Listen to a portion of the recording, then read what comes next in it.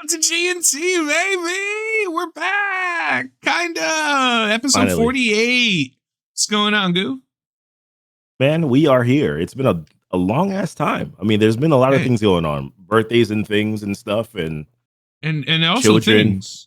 Yeah, and then if you add in things and then stuff, of course. Yeah, definitely. That's why we've been gone for so long. So yeah, but it's also like there's nothing to talk about, and true. Like we've always said, this is our mental health. Like men don't go to therapy. We start podcasts. So right. Right. So like we've been doing good, and now we're all just sad again. So now we got to talk about some stuff. But yeah, no, we're changing the format. We're keeping it a little tighter for anybody who wants in. You'll catch up. It's not hard. You've seen podcast formats, but this is just to keep our time tight and make sure we know what we're talking about and we don't just go off on tangents all the time. By the way, correct. We are still going to go off on tangents all the time, but now every time we're going to have headings that are going to make sense until they don't. We're not good at this. We're never going to be good at this. What we are going to do is have fun, right? Correct. That is correct. That is correct. All right. Let's jump right in, man. Let's go. We're good to go. We're going to talk about this week's headlines, like the most important things in our general nerddom that's happened this week. And to me, that's about three things. That's Marvel Zombies. Yep. Which I will handle because I know you don't like zombies. Right. Peacemaker, which you will handle because you don't like zombies. Right. And then the Doomsday leaks that have been kind of going around. And like leaks is such a adorable word. Like these are clearly intentional. No one's pretending. Like This is stuff that they need to bring up. But we'll get into that there. Let's start. I'm going to start right in. I'm going to talk about Marvel Zombies, a show that nobody asked for, a show that very few people wanted, and surprisingly, a show that fucking ruled. Okay. It was. I'm 100% convinced that the only reason they chose zombies, this show could have been called anything else. This could have been What If. The only reason they chose zombies was to show the stuff they showed. Because if that happened to a regular person, you would not be able to be like, oh, that's a hero. A hero did that. All right. But when you watch. So again, you didn't know, so I'm gonna pitch it to you. Yeah. In my analysis, right? Again, spoilers, I guess, but like it's also they dropped all 4 episodes immediately, so like whatever. Who cares? Oh, it was only 4 episodes. Okay. 4 episodes, high and tight, told the story it needed to tell, right? Eyes of Wakanda was the same thing, right? 4 episodes too, right? Or was that 3? Honest to God, I don't remember. I stopped watching. I was not interested in Eyes of Wakanda. I was like, oh, the first episode was cool. Second episode, I fell asleep. Like legitimately not saying it. I fell asleep in my chair watching it. And I was like, oh, that's bad. That's entirely fair. The only thing that I saw that was like mildly intriguing. Once again, the first episode was pretty dope. And I saw the Iron Fist thing and I was like, oh, I'm going to have to watch that episode because I watched the second episode and I just never watched it because I was like, what's the point? and I might have to give it another shot because like I've talked to people and they're like, no, it was pretty good. I was like, all right, I'll try it. But like Marvel Zombies episode 1, real simple. Riri, Kate Bishop, Kamala Khan, all voiced by exactly who play them, are surviving the apocalypse, the zombie apocalypse, poorly. And I'm telling you, it started. I was like, cool. Why do we choose these 3 chicks? We don't worry. Don't worry about why we chose these 3 chicks because we didn't choose. We chose Kamala, the correct choice. Yeah, because Kate gets insta-gibbed. Riri, yeah, Kate gets gibbed, bro. She's just like love it. Haley Steinfeld, ghost of Haley Steinfeld. Like that's the order of the operations there. There's some funny. It's got that trademark Marvel like banter, funny, ha ha ha. And then we see actual Eternal Icarus, right? Oh, see, now that's interesting. But go on. Fighting zombie Captain Marvel. And also interesting. Yeah, Love and this so far. they are not. No one's gonna win that fight. Everyone is going to lose. That like they're not doing like it's bad. Love this. Then we get there's some interesting story of like, hey, we found this thing. Like, who cares? Whatever. They have a plan, right? Who gives a shit? Yeah. They got to get to a shield base. They're trying to get to a shield base with the toy they found. Then we get introduction to Mahershala Ali's Blade. Oh, okay. Yeah. Except he's not just Blade. He's the Moon Knight. What? Yeah, right? Okay. So now I'm like, okay, Blade's the Moon Knight. That actually makes a shit ton of sense. Khonshu would probably be like, you. Yeah. Come here. We got some stories to do. Right. So we don't go deep into it, but we don't have to. He's still Blade. He's still the Moon Knight. He's Blade Amazing. And Moon Knight. Yeah. Blade and Moon Knight. That's phenomenal. All right. Okay. Yeah. Straight just murdering. Just like he fights Ghost. He fights Ghost with Zombie Ghost. I think I saw that little that trailer, right? Yeah. And then Zombie Ghost died again. Like very much in like 7 pieces died. Yeah. So like, cool. Yeah. We're doing good.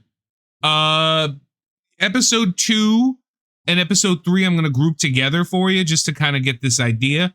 We start seeing like other stories of other people, like how did this happen? Like, how did we get here? We get a little bit of backstory and like, okay, here's how we got. Let me do this one. Here's how we got here. That's terrible.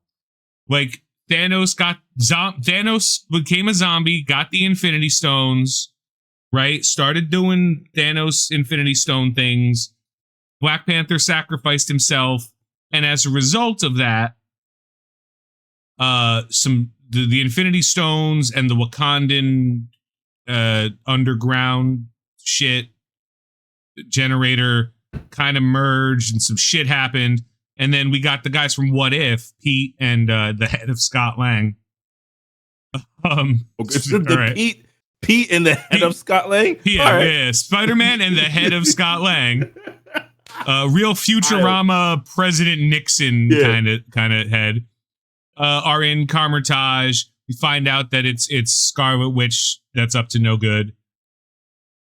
Well, Scarlet Witch is orchestrating this entire thing so far. Like, she's a zombie. She's the mastermind behind it. But we see. I think we've seen that in one of the What If episodes already, right? Like that was the thing. Yeah, okay. But like also What If sucked. So like if you didn't see it or you don't remember, good.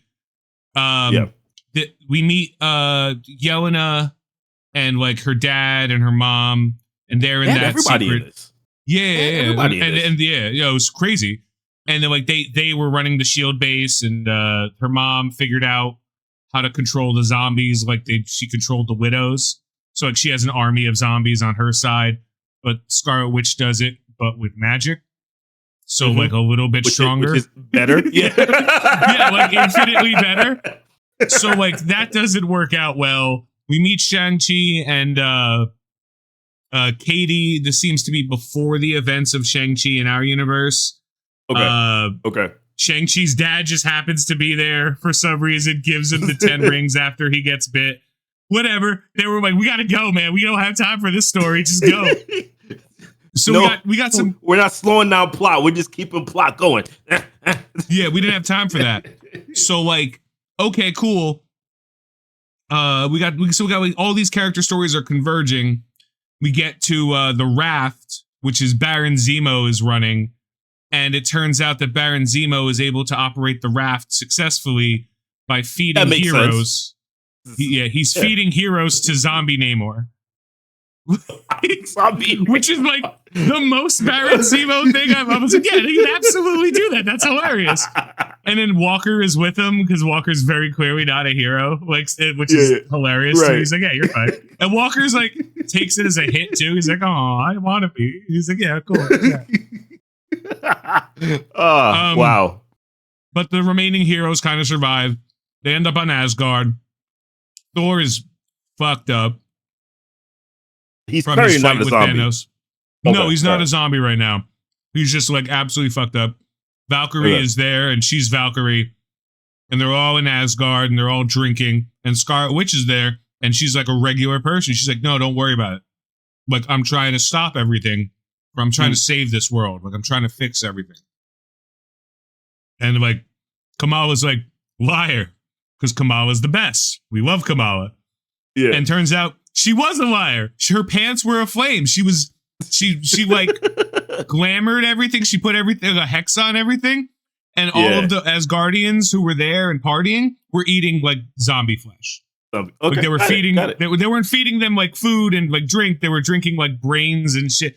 They all became zombies. So Thor is now like, no, I got to stop this. So he sacrifices himself, makes Kamala an Avenger, and they all figure out like, okay, we have a spaceship from Asgard. We have this magic device that's supposed to call the Nova Corps to help us. Let's get into space and send the message out. So they go into space, right? And they're like, cool, we sent the message out, and immediately the Nova Corps shows up. And they're like, and then Valkyrie's like, no. It would take like a week minimum for them to get the message and get here, you know, on the best of days. So then like the Nova Corps is like, excuse me, fuck off and die. So like,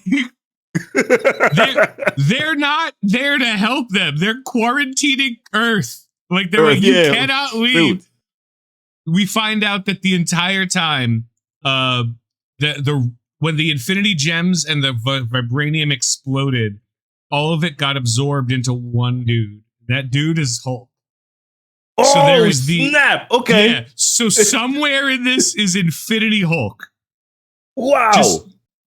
And then we get what happens to be the coolest scene I've ever seen in my life. A zombie abomination is running at Hulk, ready to kill him. And then Hulk just goes like, pop! And then Abomination just... Whoa. And a shot, One Punch Man, like Abomination just atomizes, and then like a blast of energy, like a V shape, like fuck everything in that direction. Yeah. This is not, and Hulk ain't even mad. Like Hulk's just like, it's a regular day. I was just trying to defend myself. I mean, who dat? What are you doing? The story kind of balances out. We find out that like if Wanda can touch the Hulk and absorb the infinity power, she can do something. We don't know what that something is. We're making the assumption it's bad, right? Yeah. So the entire like, you know, everything's cameos, people are doing stuff, people who died are coming back because zombies, etc. Really cool. And then she convinces Kamala that like between the three of them, Kamala's hard light power, Thor's and Hulk's infinity bullshit nonsense, and Scarlet Witch's I'm Scarlet Witch power. Yeah, they can fix the Earth. Kamala's like, okay, I believe you. And then she's like, cool, let's do this. So they fix the Earth. Except we get in the last scene, it is fixed. Like everybody is doing what they're doing, but they're just zombies, and the world is not doing well. And Kamala's in a like a bubble, like a trance kind of.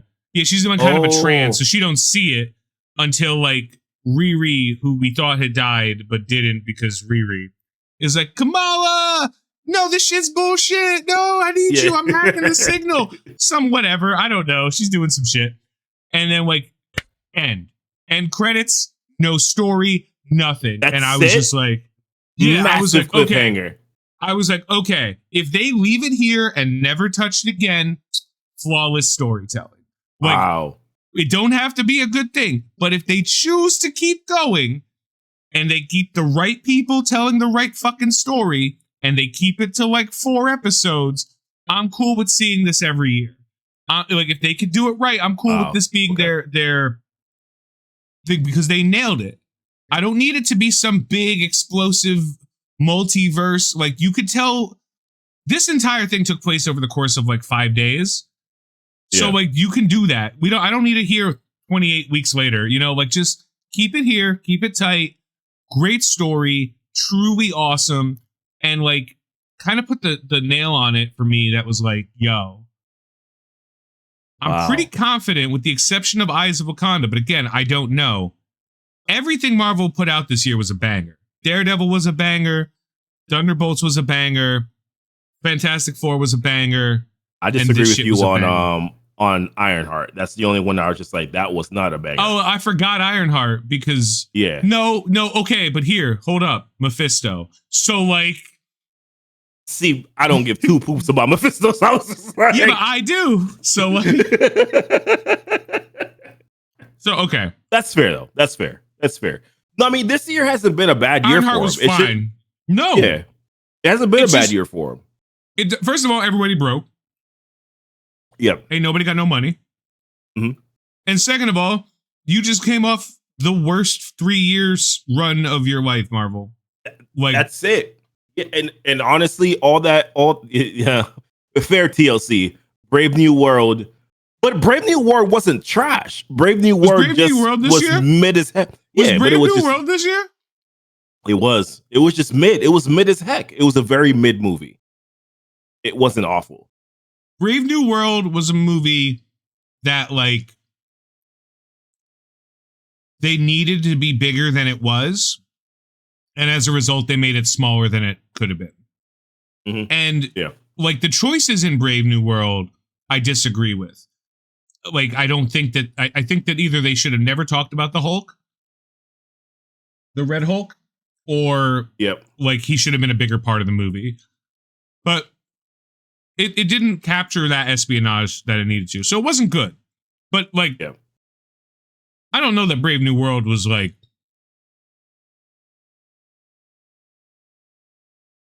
you know, Eternals. But, yeah. No, that's what I'm saying. Like, I don't think that, like, Brave New World is the Marvels. But, like, it wasn't great. It wasn't great, but it wasn't terrible, in my personal opinion. So, I mean, I think it was bad. I think it was.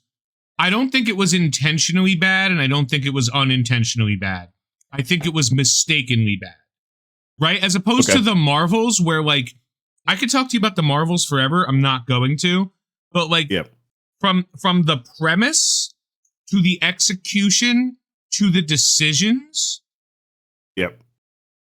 Every aspect of the Marvels was dog shit. Like, it was a movie by idiots for no one. I wouldn't even say for idiots. It was for nobody. Like, there's no group of people that are interested in Marvel Comics that also were interested in seeing that movie. In the Marvel, You'd watch the Marvels again before Cap 4? I can't imagine that's true. Hard I might believe you'd watch the Eternals again before Cap 4. On the grounds that it was a very visually stunning movie. If you're saying I'm going to call you out on watching the Marvels before Cap 4. I do not believe that's true. That seems like hyperbole. Like, that seems like like that's, you know what I mean? To each their own, but that seems like a stretch. If I have a gun and I'm in a room with the Marvels, Cap 4, and myself, and only 2 bullets, I'm shooting the Marvels and myself. Right? Like, the Marvels shouldn't exist, and I'm not watching Cap 4. So I get that. But I'm not watching the Marvels over Cap 4. If I have the choice between the two. Okay, TLC. Because if you said you would watch Secret Invasion before Cap 4, we would have a problem. We would have a problem. That's a fighting words like that's. But there why would you do some that? Discussions at that point. That's fair. To be honest, I completely forgot about Cap 4, and I agree it wasn't good. But like, that's a problem. Like, again, whatever. Peacemaker time. Go on, Peacemaker. Yeah, so here's the thing about Peacemaker. I want to preface everything that I'm going to say with this. I did not watch season 1 of Peacemaker. I have no idea what Peacemaker is about in terms of, like, season 1. I've completely said I'm going to go in here and I'm going to watch James Gunn related DC crap. And that's what I had intentions for. We haven't talked about Peacemaker since episode 1. Correct. Episode 1, I was just not prepared for this. I understood who James Gunn is. The orgy scene turned me the F off. I was just like, what are we doing here? Immediately, I was like, this is the reason why they always say that James Gunn's either he knocks, there's no in between with James Gunn. It's either he knocks it out of the park or he completely just doesn't land the plane. And in this situation, that is exactly what I'm seeing here. The orgy scene has turned me off since day one because a lot of these things to me just seem like unnecessary things to do. And like, I'm not going to tell you that I don't believe that people realistically do this in real life. I'm full aware that people have this type of crazy life. What I will say though is usually someone like Chris would be participating in said orgy as opposed to it just be going on around him. And the fact the orgy happened bothered me. But it's more so the fact that he wasn't involved in it that bothered me the most, because I'm just like, this doesn't make sense. And if he's this crazy, that he wouldn't also be involved in it. That's the second thing. Also, I will say this: James Gunn's wife, very easy on the eyes. I'm gonna go out there and say that. But my favorite is whoever plays Waller's daughter, Danielle Brooks. Brooks. Yeah. Whew, my goodness. Wow. She was in Orange is the New Black too, I think. She's fucking gorgeous. Okay. Truly gorgeous. Amazing. Yeah. Wow. I will tell you this. I'm watching the show primarily because of her. She's the only reason why I'm watching the show. Because of her character and because of how she looks. That's it. That's the reason. And also, I'll say this. Whoever the guy is that keeps on talking about how he's Peacemaker's best friend. Vigilante. I love that guy. Like, I absolutely love that guy. Yeah. Like, he's fantastic. She was in the Minecraft movie. Oh, she was? I never watched Minecraft. Yeah. I didn't watch the movie. I did. Okay. That movie. I watched the pirated copy that was unfinished and was like, this is better than I'm sure the real one. Like with the unfinished graphics, I was like, perfect. Change nothing. This movie, which was actually pretty okay. The Minecraft movie was surprisingly not offensive. Sometimes it's more beautiful that way. No, but this is the thing for me with the story, man. It's like either make a decision. Either he's going into the other dimension or he's not going into the other dimension. Why are we wasting 6 episodes for him to then finally go into the dimension? You had him kill off his counterpart in that dimension. He's going back and forth with his emotions. You know, it's to me, it's just like, it's not believable. Also, John Cena is a large human being. That's what he is, a massive human being. And he looks so funny in these tight ass clothes. This has nothing to do with the actual story. But it's just to me, he's just such a massively large human being.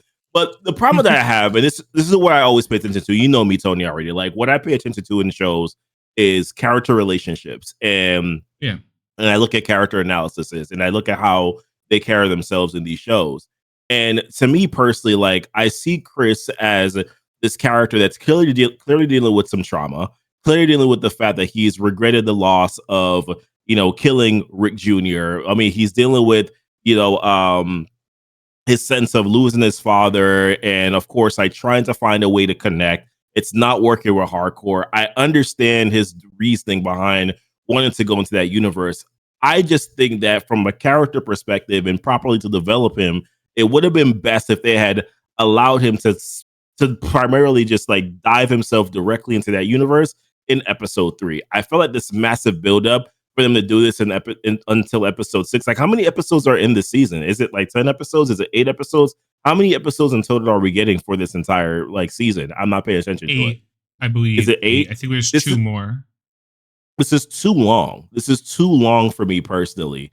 And I feel like they've left some character and some story development behind here because they haven't been able to pull the trigger properly. And as a result, this thing is just dragged on. It's just absolutely dragged on over and over and over again. And I don't understand the point of this all. Us seeing Lex Luthor in this last episode, I get it. We're in this connected universe. I understand what we're doing here, but he almost isn't even the same character that he was in the Superman movie. So like that threw me off a little bit. Like his demeanor, his motive, like obviously like his motivate, like he didn't talk like Lex. Like that we saw in Superman, you know what I mean? And to me, that's kind of he talked like a defeated Lex, I think, and I'm willing to. Remember, I'm a huge fan of when we dress Nicholas Hoult up as a goon and just let him go nuts. Right. Yeah. So I gotta agree with you for the most part. Like Peacemaker season 1. So here's my thing, right? Yeah. Peacemaker and the DC television stuff, right? So Creature Commandos and Peacemaker, they're adult shows. They're shows for adults. Yeah. And I don't mean that intellectually. Yeah. You know, like they're not, it's not The Foundation. Like, you know, like, oh, interesting. Moral philosophy and discussions. No. No, they're titties. There's a character called Titties. If I move my head, I don't know which direction, you could see her right here. That's Titties. Thanks, Tim Meadows. Like, right there. Right. Yeah, Peacemaker is a TV show of look at this cool moment. And there was moments in Peacemaker where everybody is amazing. Where the actors are amazing. The action is amazing. But it all seems to be in a fart joke. Right. Like it somehow seems to me like if I was like what if Rick and Morty was the kind of show right? What if Rick and Morty was the kind of show that the most outspoken fans of Rick and Morty think it is? That's what I get when I get Peacemaker. Is it fun? Yeah, at points it's fun. I don't watch Peacemaker with like a notepad, you know, trying to figure out, oh, what does this mean? I watch Peacemaker and I'm like, how many more fart jokes before something interesting happens? Absolutely. Right. And then, like, again, nothing against any of the actors. All of the actors are great. But, like, it almost feels like it's a vaudeville show. Where they're like, do you see? Like everyone's like kind of wink, wink, nudge, nudge. And the most obvious reveal in obvious reveals, like, again, I don't want people to think I'm belittling them, but like if you didn't see that there was going to be something wrong with alternate reality, right? If you were just like, no, everything's great, why wouldn't he go there? And you're like, what? They're racist? It didn't matter that they were, yes, fans of the comics would definitely be like, they're clearly on Earth X, right? Like the Nazi version of that. But if you're not a fan of the comic, it doesn't matter. You know some fucked up shit's about to happen.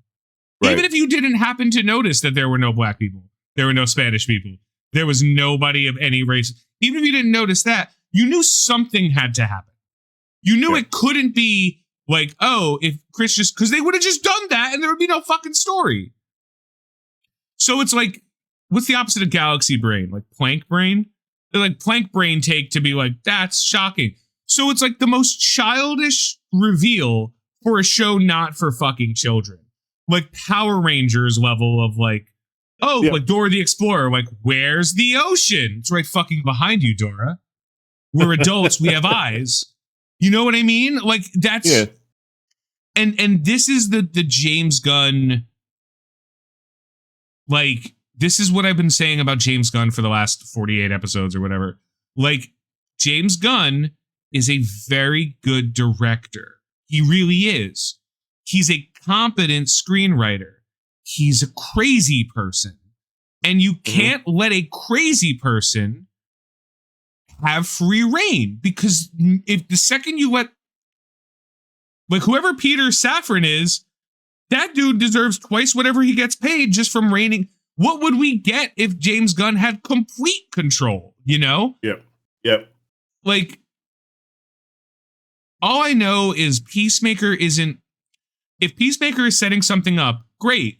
Half of the viewership of the DC universe will never know. Yeah.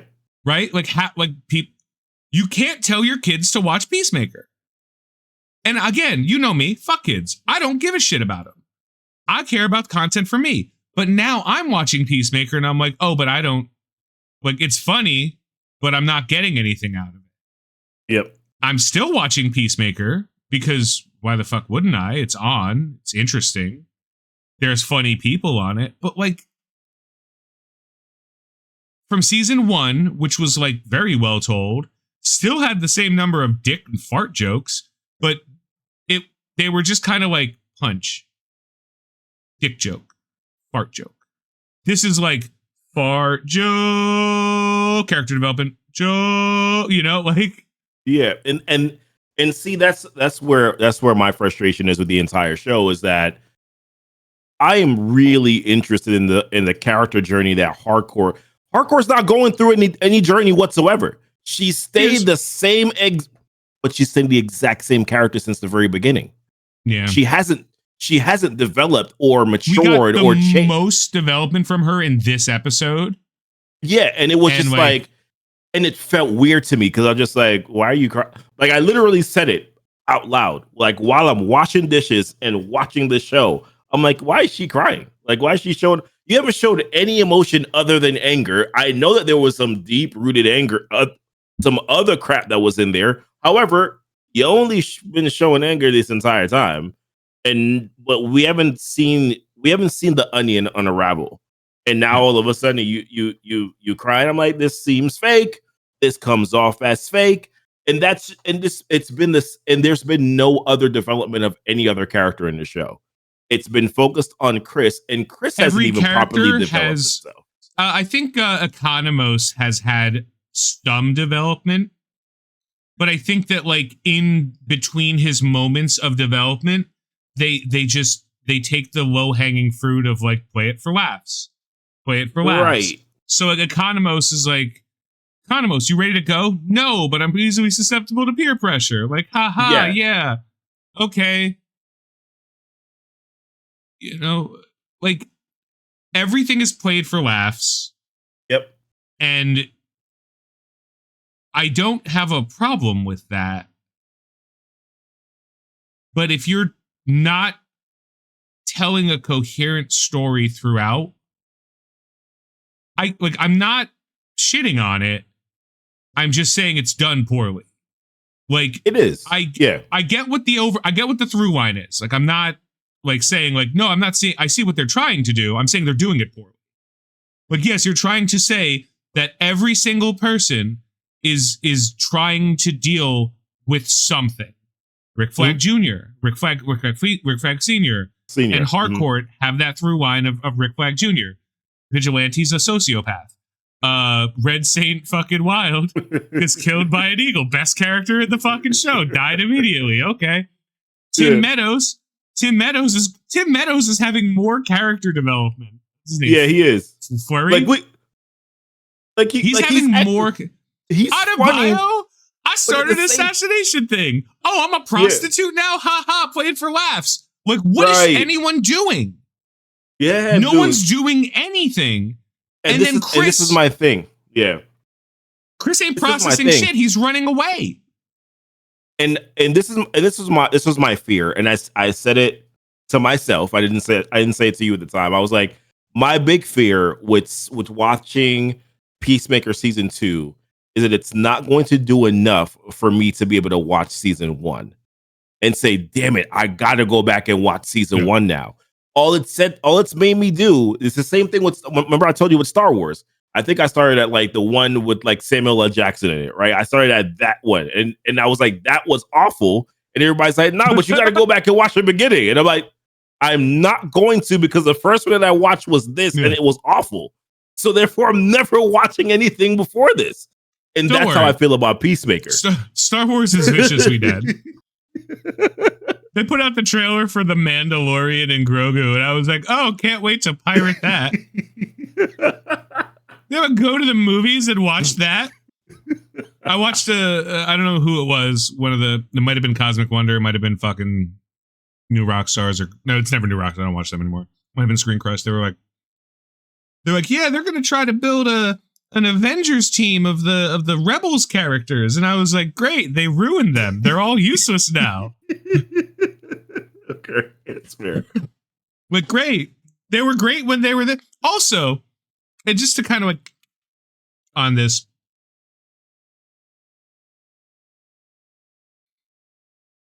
we gotta do faster. We gotta be faster. We gotta be faster with this shit. Like, I'm sorry. Yeah. I can't wait 3 years for second season. Like, no. Yeah. I get. I was just telling you about Across the Spider-Verse, bro. They're coming out with Beyond the Spider-Verse in 2027. I'm like, don't release what the hell happened in Across the Spider-Verse again? What happened in that movie again? What is the cliffhanger? You can't do this. Like, yeah. You from now on, like, as a viewer, you get 18 months from the end of a series. You get less than 18 months if you already know. I don't care if you're animation. Oh, no, it's not. No, it's fucking not. It's not. Do you know why it's not? Because there are still animation studios. It's not expensive. It can't be. And if it is, go back to doing it a different way. Like, what are we doing here? It's not. These things aren't expensive. And on top of it, most of the time you're choosing the cheapest options anyway, and they suck. So, like, write less CGI, write less animation, like, get it done. Because I'm not waiting. 18 months is the rule now. If it takes you longer than 18 months, under any circumstances, to get to like from season to season for me, COVID is real. I'm fine with it. Fucking the writer's strike happened. I'm fine with it. Like, I get it. I get these. But from now on, it's done. If it's more than 18 months from the end of a season and the follow-up to whatever that was, you're dead to me. Like, I don't care. You're not getting a penny out of it. That's how we felt about remember what Invincible did, right? In the middle of a season. They had 4 episodes, and it took them like 6, 7. I don't even know how long it was, too long, to come out with the remaining 4 episodes. By that time, we were just like, what was the story about again? No, we don't have that attention span anymore. If we want to look at it from that perspective, we don't have it anymore. There has to be a proper continuation. Like Gen V almost pushed it too far. Gen V was close, but I watched it and I was like, all right. Wait, what's that girl's power? Yeah, listen, like my wife watched the first 4 episodes or 3 episodes of the second season. She was like, wait a minute. I got to go back and watch season 1. And I was like, yeah. So this was interesting enough to where you wanted to go back and watch season 1. Yeah. And I did the correlation between I'm watching Peacemaker and I have no desire to go watch season 1, even though I know that season 1 is better. I just don't, because season 2 is so bad. I'm not saying you're wrong for liking Peacemaker. It has its charms.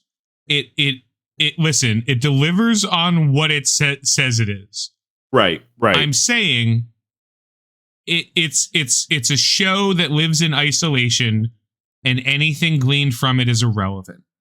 Right? Yeah. Like, if Superman shows up in the last credit scene of Peacemaker, great. I don't care. You know what I mean? Who cares? Yeah. It's not. Yes, it's connected, but not in a way that feels connected. Not in a way that matters, right? And to that extent, I'm okay with Marvel introducing things that aren't for children, like they did with Deadpool and Wolverine. That's not for kids. Kids shouldn't see Deadpool and Wolverine. To be fair, kids shouldn't see anything with Wolverine. I'm going to repeat that. Children should not see anything with Wolverine. Wolverine is a crazy murder hobo. Yeah. We don't want kids watching crazy murder hobos. If you want your kid to watch crazy murder hobos, you're a bad parent. That's right. You're bad at being a parent.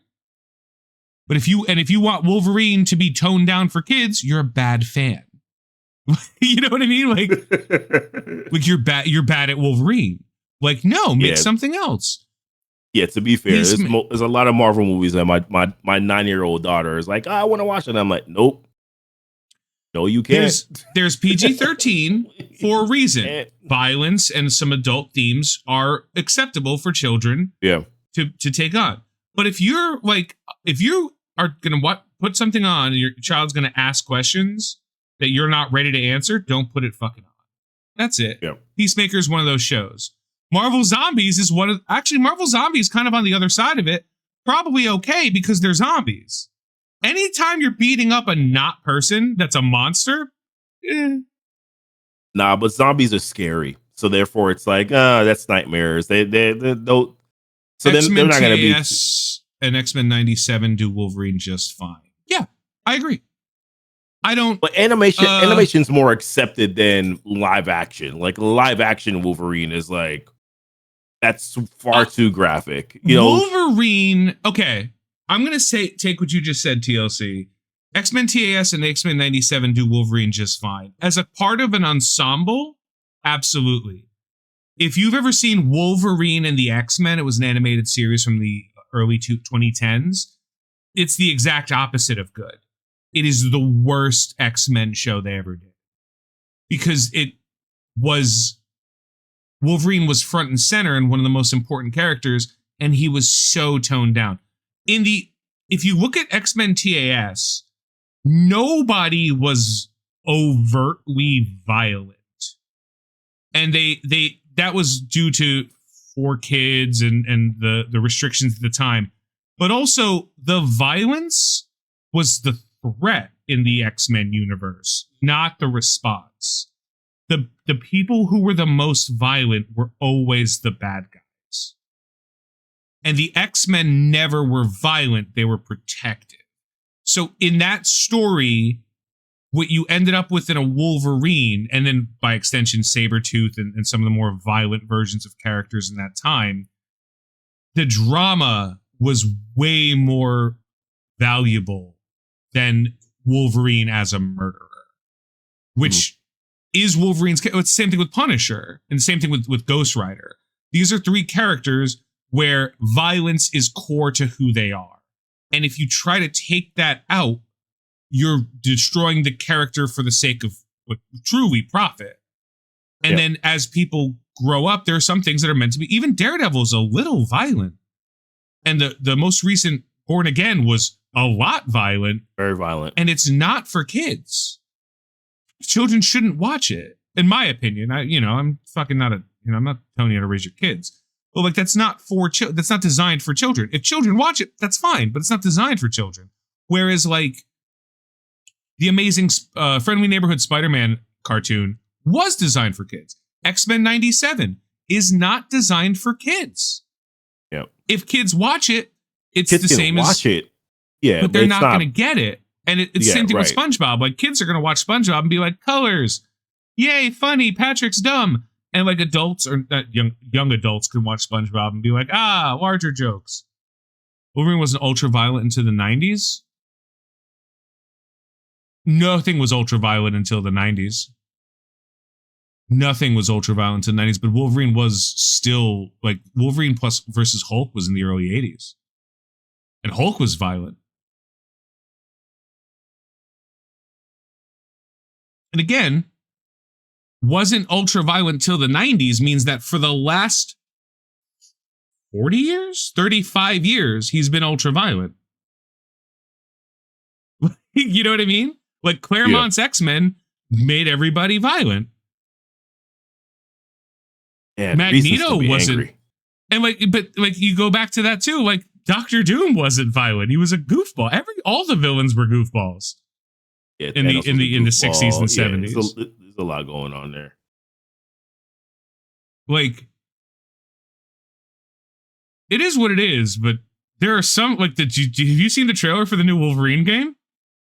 I have not. There's a couple of things good. I'm binging this weekend. I'm gonna watch those. I'm gonna watch that. That's one of them. Extraordinarily, like, remember how Batman Arkham games were like he was punching the shit out of people? Yeah. Now replace punching with stabbing them. Okay, cool. Daughter can never play that game, but okay, yeah, got you. No, absolutely not. No, they weren't even messing around with that. That's rated M for mature, man.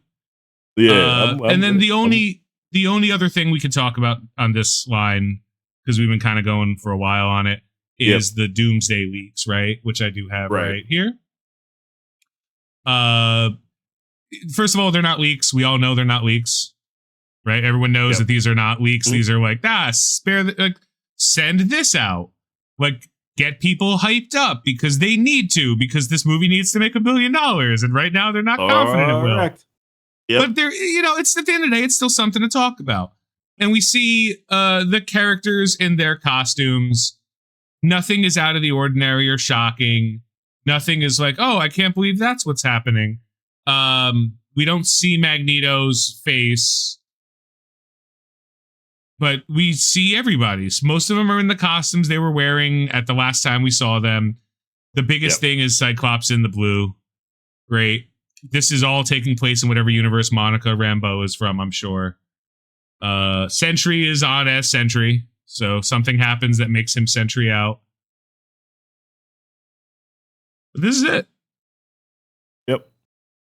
What can this story be about? Look at this. Resetting the universe. That's it. That's the only thing that is remotely interesting. Bringing to back me at this Steve point. Rogers. That's literally the only thing that's interesting to me at this point is how are we going to reset the entire Marvel universe? And that is what my primary focus is on at this point, because there's really nothing else that makes me say, hey, you know what, man? This is the reason why I'm going to go watch this. It has to be. So I'll say this. What I'm interested in seeing is really how the Russos choose to tell this story, because they were the ones that wrote off and killed Iron Man. So how are you now going to take the same actor and then write a good, cohesive story for Doom that doesn't unravel all the principles that you set up in your last movie? Considering all the changes that have been made since you made those changes, since you established those principles in your Avengers movie. So to me, that to me is the most fascinating thing out of all of this, is how exactly are they going to go ahead and do that? Now, what I will say is the Russos have, for the most part, done nothing wrong so far within the MCU. They are largely been looked at as, I mean, when we first, not even just competent, just like phenomenal storytellers, right? And the way that they orchestrated Avengers, my goodness, was it Civil War? Captain America Civil War. At first, when that movie came out, we were just like, this is a bad decision. And then we saw how that played out in Infinity War, and we were just like, wow, beautiful job. Like, this was perfect, because this is what we got as a result. And then we saw what they did in Endgame, and we were just like, okay, not as good as Infinity War, but it wasn't bad, and this was a good conclusion to the story. So then now we're looking at this and we're saying, okay, well, you established a lot of principles here in this Avengers Infinity War story, which was time travel. You talked about how time travel works. In that story, you talked about, you didn't really touch on multiverse, but you kind of alluded to some stuff as it pertains to multiverses.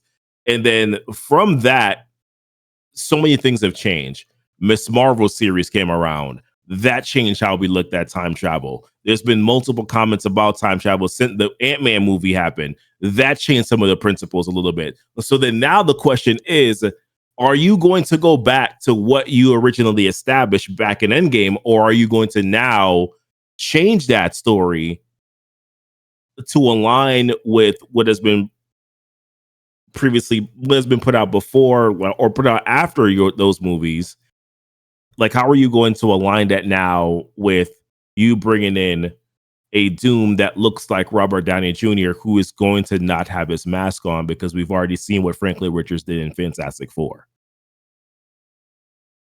Or we assume that he fixed Doom's face, which means that you're completely leaning on the fact, because that's the reason why you brought Downey back. You weren't going to bring Downey back to then not show his face. So you're bringing Downey back to show his face. So how are you now going to properly introduce Doom with the same face as Iron Man? What's that story going to be like? And then the leaks that are coming out are, well, he needs to fix incursions.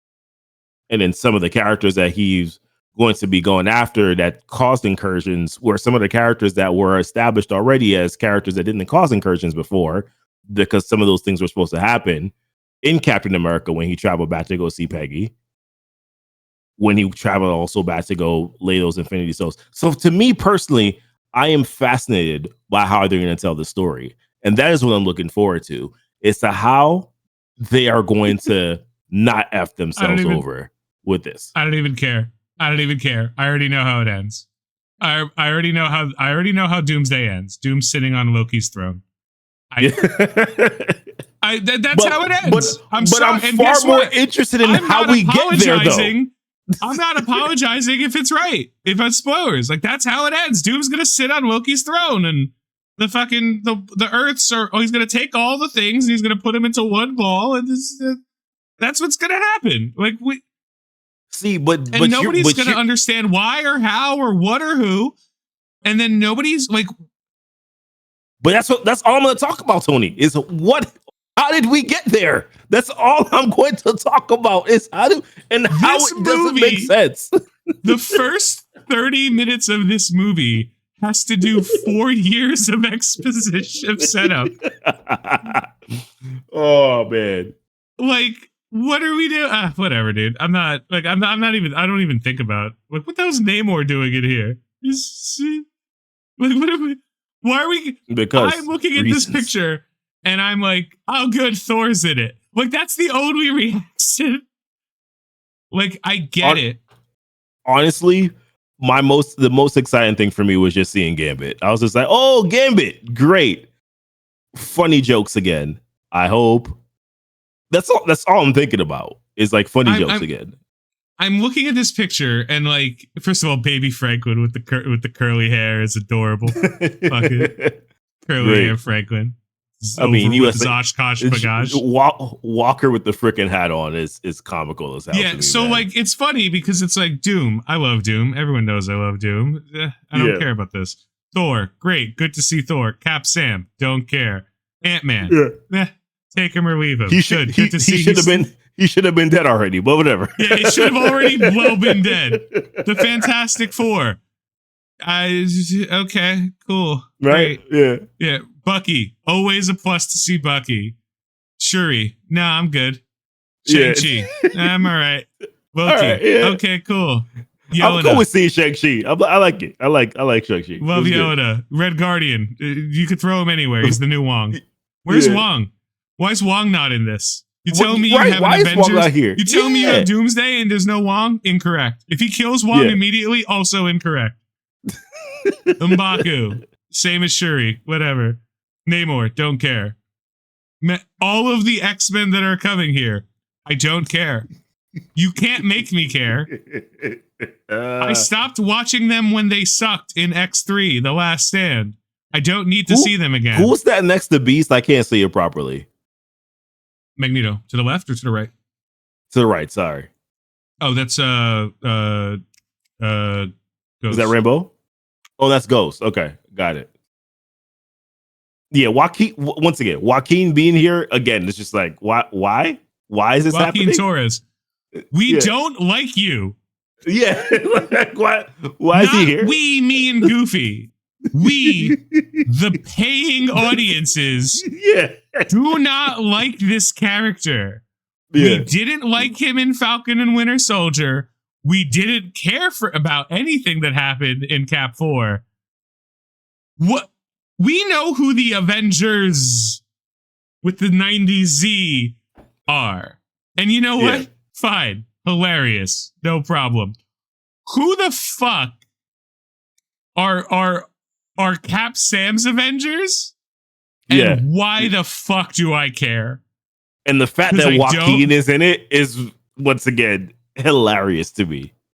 Indeed hilarious. Yeah. You can't make me care. So that's it. Great. We'll have a new segment every week called Doomsday Watch, and it's just like more nonsense. The fuck are they doing? Mm-hmm. I'm not even looking for weeks. They just all kind of showed up in front of me, and I was like, cool, what's this? Oh, I don't believe you. I kind of stopped paying attention to them. Like, there's some of them where I'm just like, okay, I'll bite. This was one of those I'll bite. Like, this was interesting. Cool. So we're not doing it this week because that was our week headlines, and there was a lot to talk about. But on weeks where there's not as much to talk about, we're going to introduce a new segment to the show called The Main Event, where we're just going to talk about characters in the MCU. Like how they impacted the MCU, how they were portrayed, and more from like a perspective of who they are in comics, who they are in the MCU, how they matter. And then we'll go into a little bit of detail on like their comic book background history, just kind of mentioning like arcs that they were important in, when they showed up, how they are. And, this is not going to be any specific, like we're not only doing the big guys, the guys you've heard of before, but we are going to start with Iron Man because there's a lot to talk about with Iron Man, not just RDJ as Iron Man, but the core of Marvel Studios being built off of a C-list hero. Again, I'm not going to go into, but we're going to start that with the next show, episode 49. We're going to go. The first main event it's going to be Iron Man. We'll spend a good amount of time, like I said, barring some insane news coming out next week that needs all of our time. We're going to spend some time kind of deep diving into and getting to know what we think about this character. So next show, tune in for just a real retrospective of Iron Man as an MCU character, as well as a comic book character, and our thoughts on the character. We'll kind of flow that out. Big guys, little. We'll try to alternate a little, whatever seems interesting at the time. But for now, we're going to skip that segment this week. We're going to go straight to something we have called the community Q&A, where we just kind of source between our multiple sources of YouTube and Twitch and everything, kind of source questions that are asked in this time. So the way it'll work is I'll ask the question and let Goofy be the first to answer. I picked some questions that I thought were pretty good. So now that we're in this Q&A section, I just picked them at random for the most part. If I didn't like it, I got rid of it. But the first is 3 here. The first one is, what does Marvel Zombies mean for MCU's Phase 6? Do you think it's a relevant story or a side story? And again, it's kind of rough for you to answer because you didn't see it, but you heard enough about it, and I don't think you need to have seen it to really get the gist of what this question is. So, Marvel Zombies Phase 6, is it a part of Phase 6 or is it a like supplemental thing that they did? What do you think? So I think this is what I've realized about Marvel before, is that they typically tend to pay attention to how we react as an audience. And from what I've seen so far, it would lead me to believe that potentially that they could keep some things that happened, especially the situation with Hulk. They're definitely make a massive push here for Riri Williams. they seem to really be pushing a lot with the Young Avengers in general. Kamala, um, there were some leaks about Kate Bishop being a big portion of the like the Young Avengers and moving forward. So I do think that there's some aspects of it, but the overall story I don't think is really going to be a part of Phase 6. But I could see where some of those characters that they really sort of like put like as like the predominant sort of like characters there, I could see them leaning forward with a lot of those. Like I think that as we move forward, especially as we get to like Secret Wars and all that, I think even post that, you're going to see a lot of those characters have more prominent roles. Yeah, I think that they use this as a temperature gauge for the characters, not the story. So I agree. I think that they're like, will people be interested if we focus on, like, they brought back characters that were barely used in I didn't tell you this, but you didn't know, but they brought back characters that were barely used in Doctor Strange and the Multiverse of Madness. We saw a little bit of characters that like kind of been forgotten about that they just threw in here. And all in all, first of all, better than What If. As far as like, do I think it's a part of Phase 6? No, not in any meaningful way.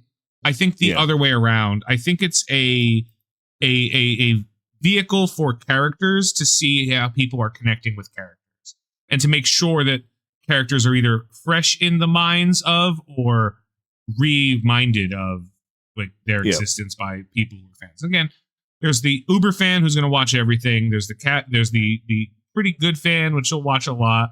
There's the casual fan who's not going to pay. Marvel Zombies not for the casual fan, although I do think anyone can enjoy it if you just kind of want to hear that kind of story. Less of a zombie story than zombie fans are going to like, but more of a Marvel themed, very less on the horror, but up on the violence for whatever that's worth. So I don't think it's Phase 6 anything. I don't think we're going to see live action Marvel Zombies or anything like that. And we might for like a second in like Secret Wars get like a zombie version of somebody.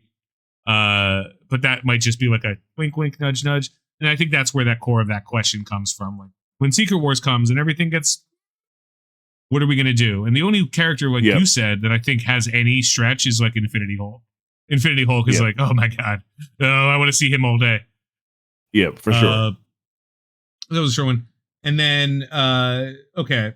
So given the Doomsday leaks recently, especially regarding the X-Men, what's a classic comic book team-up story you'd like to see adapted that hasn't been involving at least one X-Men or mutant?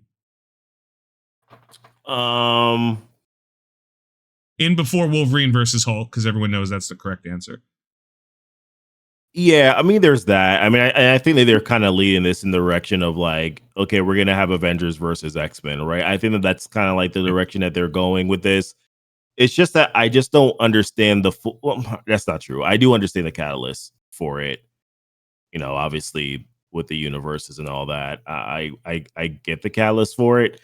What I'm disappointed in, and I think that I'm not looking forward to is that does this mean that we won't ever get the real Avengers versus X-Men again, right? Like that's the part that bothers me a little bit, is that it's kind of the old versus the new. And no offense to I forget the actors' names, but like who plays Magneto and Professor X. I'm like, these guys are old now. You know what I mean? So they won't be around, or they're not going to continue on. I think for like future adaptations of Avengers, like Avengers and X-Men teams. So like, to me, I think that's the obvious one to go with, but it kind of feels like I hope that they don't go in that direction, because I want to see that fleshed out later on in the future, past Secret Wars. That's fair.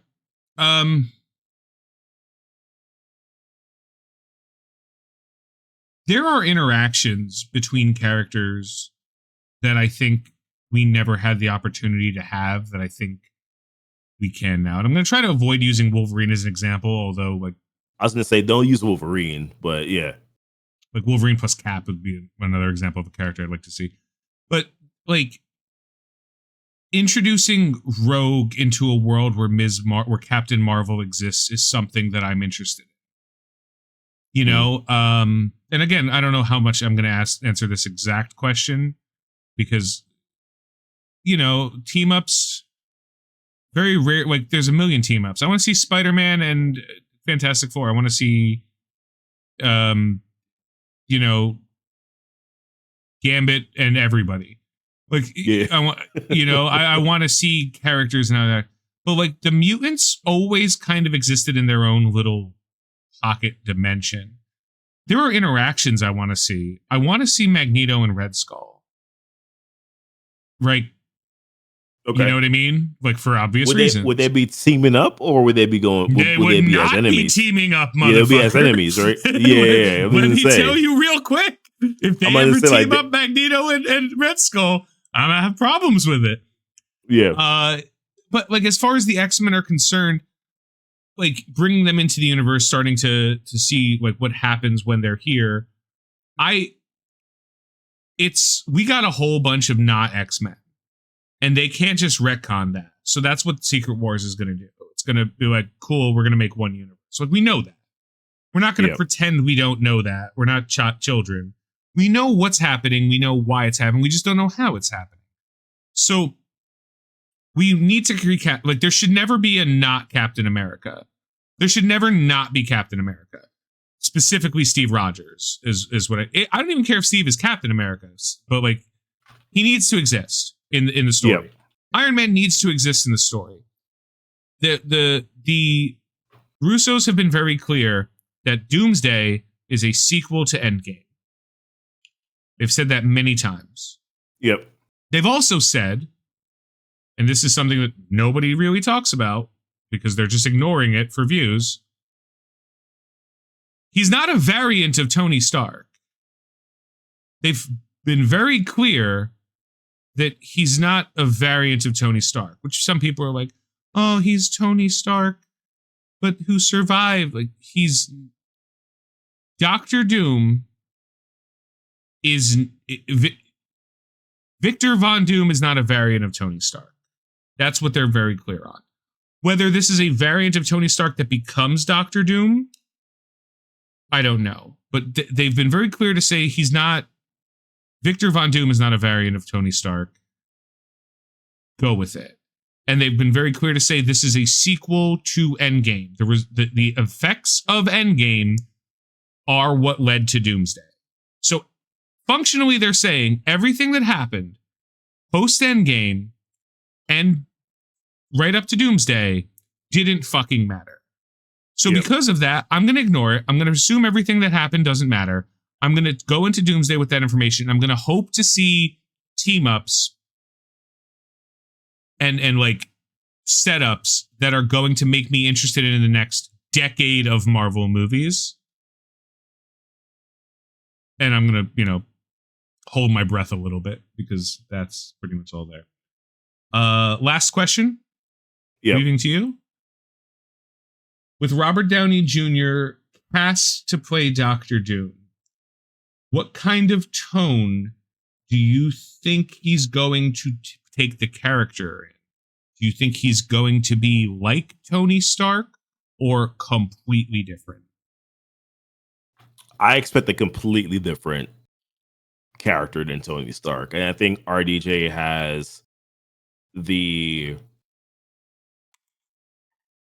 range to be able to pull that off. But I completely suspect, in a lot of ways, I think I think naturally we're going to see the correlation between how he played Iron Man, Tony Stark, to Doom, because in a lot of ways, they're not entirely different characters in the comics. If you look at it from that perspective, like in terms of their execution motives, sure, but in terms of like arrogance, belief in what they're doing is always the right way, like they're really similar characters. So there's gonna be a lot of correlation between Tony Stark and Victor Von Doom. The difference, though, is that of course with Doctor Doom, there has to be more conviction. And that's what Tony Stark typically tends not to have a lot of the time, is that he second guesses himself. As to where with Victor Von Doom, there's a lot more conviction in what he does. And I think that for that reason, that's going to be the shift, where you'll see RDJ sort of kind of lean more into that aspect of the character. So for me personally, I do think that the tone it will be different there, because I do think that he'll be able to lean more into the asshole version of like what Tony Stark is, but in more of the grace that Victor Von Doom would do it in. That's fair. I don't disagree with what you said.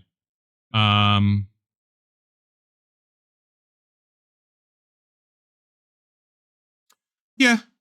I almost feel like if they cast him to play Tony Stark as Doom, then he even more needs to be less like Tony. You know what I mean? Like in no situation does Doom get to quit. What he will get to do is mock. Yeah. You know, like Doom, like we cannot have quippy Doom. We need a self-righteous asshole Doom. Yeah. Doom is doing. Think Tony Stark at the beginning of Civil War when he was telling everybody, this is how it is because this is what I think. That character, dial it up to 11. This is how it is because I said so. That is the core of Tony Stark, of Dr. Doom specifically. So with Robert Downey Jr., I can't look at Robert Downey Jr.'s past characters and pull, as an actor, and pull a character like Doom out. The closest is Tony Stark, but Tony Stark was... The difference was certainty. Tony Stark believed that he was the smartest person in the room. And when he was proven wrong, he had to take a step back. When he failed, he was a flawed person. Again, we'll go into this next week with the Iron Man setup. Yep. Which kind of why I wanted to talk about it. Dr. Doom doesn't fail. Dr. Doom has never failed. Dr. Doom's plans have had to change because of things that were outside of his control. Yeah. Not guess, control. Dr. Doom's plans have been thwarted, but he's never failed. If something went wrong, it didn't. It didn't go right yet. So there's a different level of narcissism between look at me and how cool I am and what Doom is. And that's kind of the biggest takeaway, I believe, from that. So that's fair. Yeah, I think he has to play it different. If the motivations are the same, he just can't be Tony Stark with greed. But and that's it for the show. We're trying to keep it a tight hour 15 to the best of our ability, and we're getting real close. So just some call outs for the future. If you're not following us on YouTube, or if you're watching this on YouTube, tune in because we're going to start adding some kind of clips and shorts from these kind of events to kind of spin them out. We'll put them on other broadcasts. And in the next couple of weeks, check out wherever you listen to your podcasts on, because we're going to turn this into just a regular listen to podcast now that we have a real format and we're not constantly drunk or high. We're a little drunk. I'm a lot of high, but not constantly, just mostly. And I'm slightly tipsy. This is mead in this cup. If you want, so, like we're gonna. The thing is G&T, baby. We're gonna be drinking. We're gonna be a little altered because that's what keeps us cool. But like, that's what we're gonna be keeping keep an eye out for like social media things. We're going to start kind of caring a little bit more than we have. But again, only a little bit, and only enough that's not going to be annoying to anybody. We're not asking you for money or anything. Just like, we're going to give you a little bit more because it really takes us no time anymore to do more than we have been. It's actually going to be a little bit easier. So thanks for hanging out. Much appreciated as always. See you for episode 49. Hopefully we have more things to talk about, but if not, we'll find something. Thanks, everybody.